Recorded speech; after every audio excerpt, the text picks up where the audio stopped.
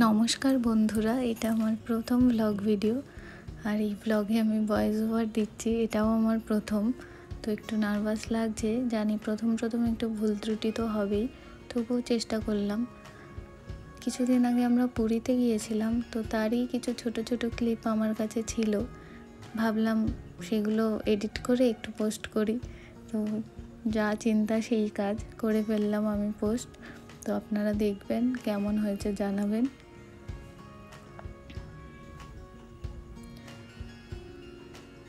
পুরীর আশেপাশে যেসব মন্দিরগুলো ছিল সেগুলো দেখেছিলাম। আমাদের কাছে সময় খুবই কম ছিল, দুদিনের মধ্যে যেটুকু কভার করা যায় আমরা সেটুকুই দেখেছিলাম।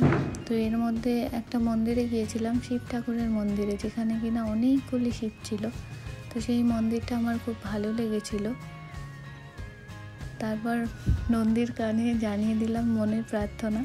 জানি নন্দী মহাদেবের কাছে পৌঁছে দেবে আমাদের প্রার্থনা। ওখানে মামনি একটু চাকা ঘুরিয়ে নিচ্ছিল, রথের চাকা। তারপর আমরা চলে এসেছিলাম জগন্নাথের মাসির বাড়ি। জগন্নাথ দেব দর্শন করেছিলাম আগের দিন, কিন্তু ওখানে ফোন অ্যালাউ নেই বলে সেই ভিডিও আর করতে পারিনি। তো পরের দিন আমরা আশেপাশের সব জায়গায় ঘুরেছিলাম, সমুদ্রেও গিয়েছিলাম। আর সমুদ্রে গেলে মনটা সত্যি অনেক ভালো হয়ে যায়, ফিরে আর আসতে ইচ্ছা করে না।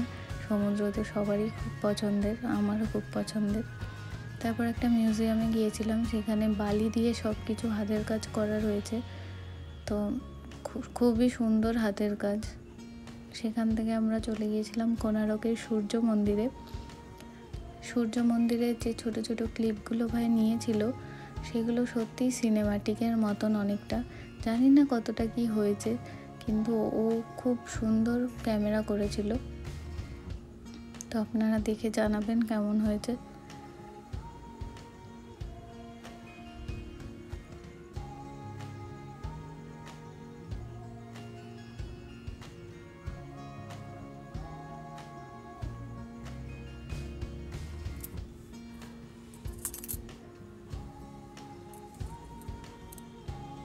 সূর্য মন্দির থেকে বেরিয়ে আমরা চলে গেছিলাম আমাদের বাড়ি ফেরার জন্য।